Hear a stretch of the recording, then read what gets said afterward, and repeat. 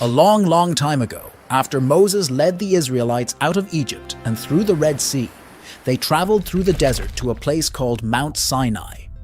God had saved them from slavery, and now he wanted to give them special rules to live by, rules that would help them be good to each other and stay close to him. Moses climbed up the tall, rocky Mount Sinai all alone.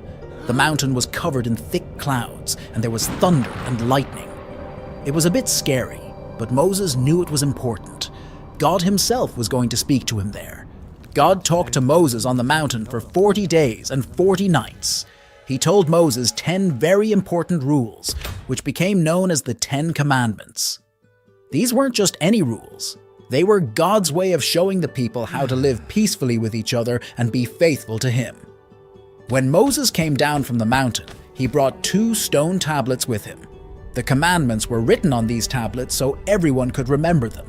The commandments said, "You shall have no other gods before me." This meant that the Israelites should only worship the one true God. "You shall not make for yourself an idol," which meant God didn't want the people to worship statues or images as if they were gods. "You shall not misuse the name of the Lord your God."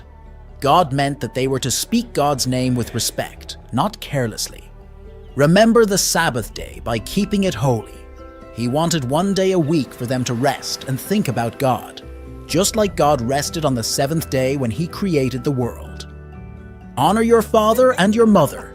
This meant they should respect and take care of their parents. "You shall not murder," which meant life is precious, and they were to protect each other. "You shall not commit adultery." God wanted husbands and wives to be faithful to each other.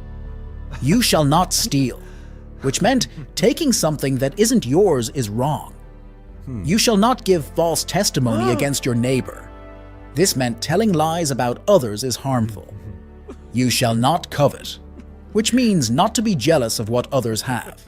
The people promised to follow these commandments, and Moses helped them learn what each one meant.